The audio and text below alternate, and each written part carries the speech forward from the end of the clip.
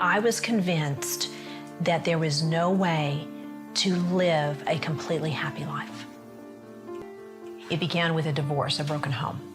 And I believe that through that, my mentality began to form and began to develop a sense of rejection. And so I felt the breakup was all about me. That sense of rejection just really grew. I began to perceive myself as a burden to other people. And so I would take little bitty comments that were relatively insignificant. I would make it into a really big deal.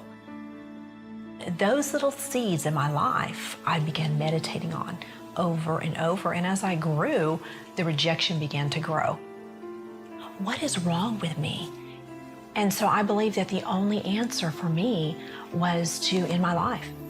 I walked to my mother's room thinking I don't want anyone to see me because I'm so determined to end my life, to end the void, to end the suffering, to end the loneliness, that nothing was going to stop me. I began crying out and I began screaming out to God, God, forgive me. And the gun went off.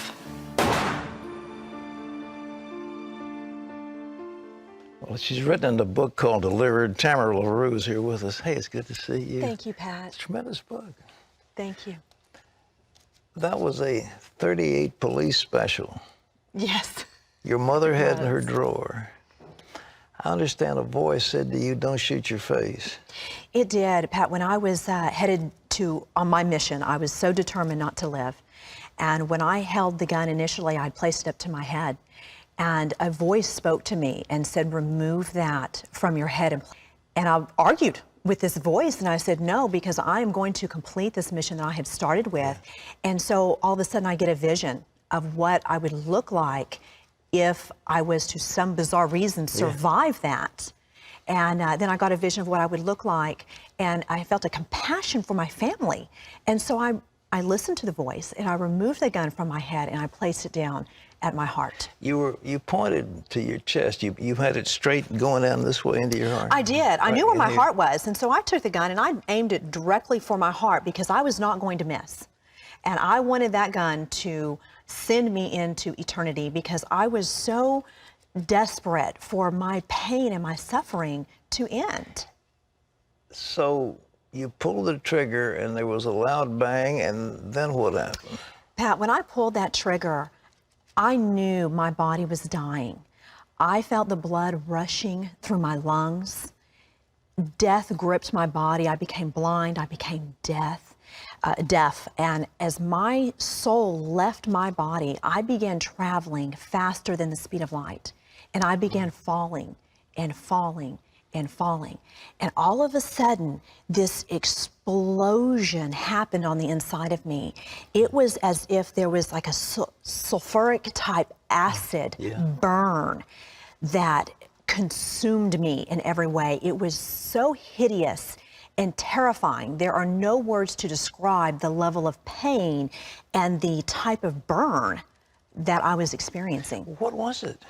It was hell, Pat. It was what the Bible describes as hell. It was the fire of hell. And when I looked around, not only was I in a place of death, but I now had become death. I was no longer in a place where there was peace. I was in a place of total torment. Were you terrified? I had become fear.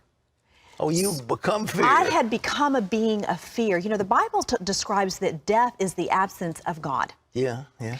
And so in the absence of God, in the absence of anything good, your soul actually transforms into a being of fear, which is the opposite of love. So my being, my person turned into a being of fear, a being of pain, a being in total isolation. There wasn't anybody else around you. Pat, I could look out and I could see thousands, millions of people that were all around me. but I was unable to communicate with them. It was a huge sea of people. Yes, and but- there were many, many chambers that were all around me. And all of the people that were there were in the same formless being, screaming out in agony, in total terror, in a hideous scream. Then there was no end to it, Pat. There are no words to describe how horrific this was. They were screaming in agony. They were screaming in agony, and because they had become total beings of death. yeah. And that's hard for the physical mind to understand those things. But when I would look at it, I remember looking at an individual, particularly, and they were as close to me as you are. And when I saw them, Pat, I knew everything about them. I knew every sin they had committed. I knew my knowledge about their life was completely full. I knew everything they had done wrong. I knew their thoughts. I knew their emotions. I knew the will. I knew everything I could think upon. My wisdom was in its fullness. It was like a Harvard degree instantly, you know, but it didn't matter. It didn't matter. In that hideous state of a burning torment, the only knowledge that mattered was that Jesus Christ was Lord. And here I am in this state of agony, indescribable agony, and the only thing that mattered was that I never surrendered to the lordship of Jesus Christ. Was this like regret in your mind as part of that fear? Absolutely regret. that you There was so much regret and shame and guilt that I had believed a lie and that I had believed the deceit. And when I looked out across the lake, across the heavens, I could see the entire universe, Pat. And it was like the earth was magnified. And there was a mutual feeling, a mutual understanding of everyone, the thousands and millions of people that were there with me, that we did not want anyone to go where we were.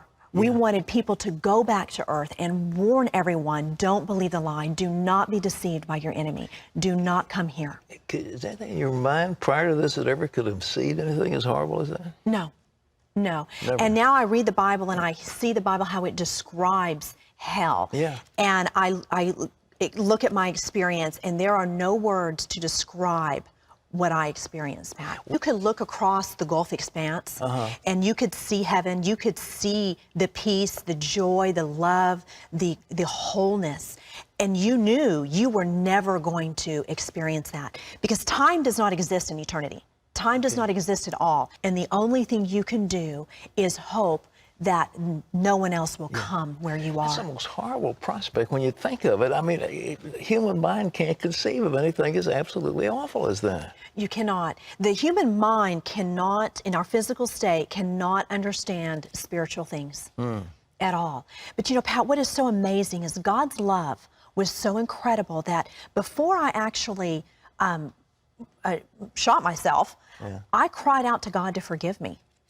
And in that cry of desperation of forgiveness, God heard me. And He is so faithful to His word and to His promise that in my screaming and in my agony and in the revelation of what I experienced, God came down from heaven and this hand scooped me up, Pat, and picked me up. And so when this hand picked me up and took me over the vast expanse, took me over that Gulf fix, and it's huge, but to God, it's just like a simple, But that's a what simple Jesus dividing said line. in the parable. There's a great gulf between us fixed. Yes. And there was a great gulf. A great gulf, and it was of nothingness. Yeah. Dark, just nothingness. And when I went over that and I entered into God's presence, Pat, now, you can't describe God's presence either, but it was love. And I had now left a place of death and torment and darkness. And now I had entered into a place of love and light. And I experienced God's wholeness. I experienced His grace and His mercy. And there was unity with Christ that is indescribable. My pain was gone. My torment was gone. And I was in this presence of total wholeness. And you could see the lights, the beauty of the stones and the lights reflecting in heaven. And the very sight of them was rejuvenating and just energizing. And they it were was communicating magnificent. with each other. The people were talking. Oh yes, walking they were all communicating. However, I was restricted. You were. I was not allowed to take part in any of that. Although I knew that was going on and although I saw those things, I was not allowed to take part of that or to see many things in detail. There was many things understood, and the knowledge was free and wisdom was free. And so as I traveled over the heavens and I was cleansed of my sin, and I came back, and you know, there are, in the spiritual world, you're not confounded to the restrictions of the physical world. And so I came right back into the roof of my home, and they laid my body, the vessel of God laid my body back, my soul back into my body.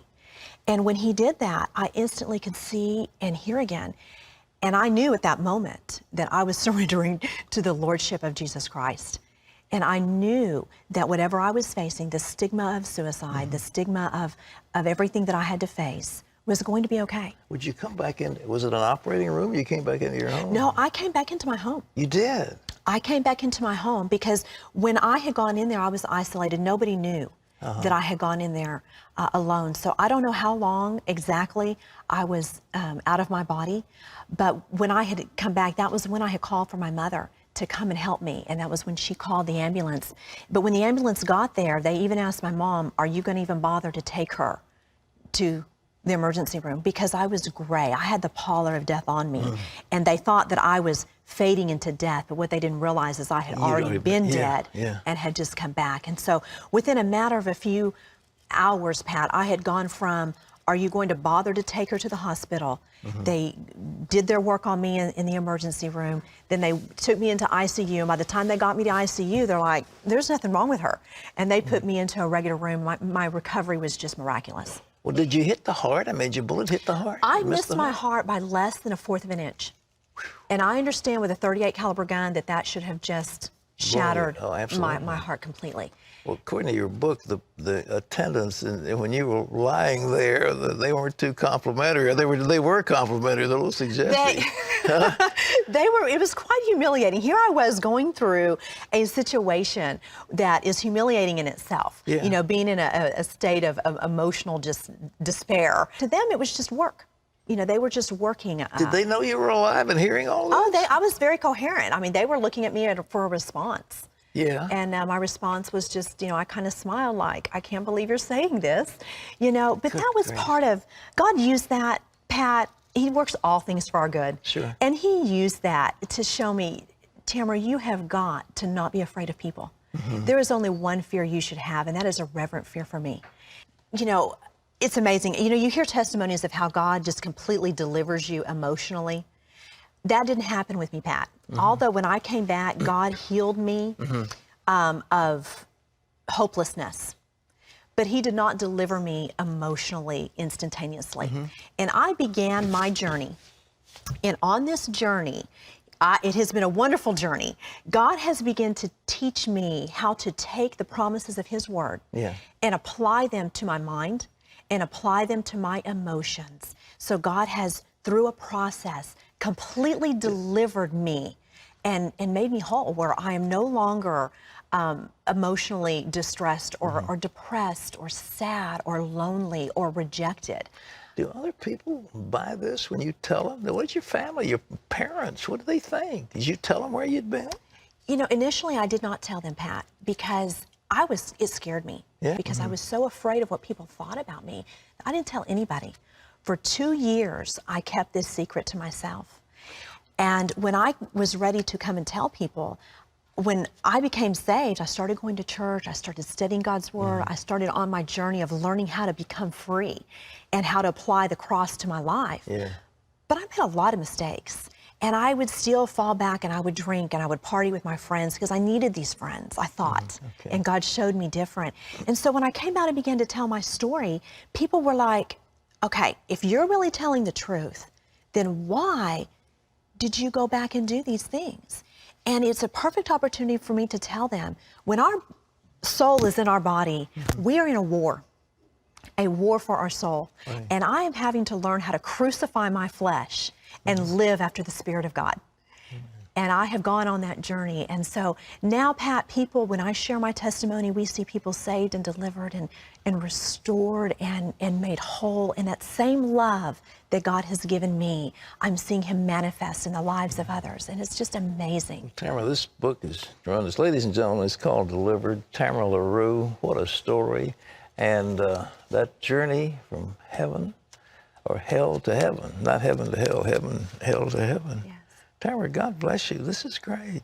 Oh, thank you so much. God has been... We serve a mighty God. We do indeed. And, you know, Pat, I want to say one thing. If you are believing anything other than the gospel of Jesus Christ, you are believing a lie. Because the gospel is the truth. It is the only truth. You cannot add to it, nor can you take away from the gospel of Jesus. You've been there. And I've been there. Tamara, God bless you. Thank you Thank you so much. Tamara LaRue, ladies and gentlemen.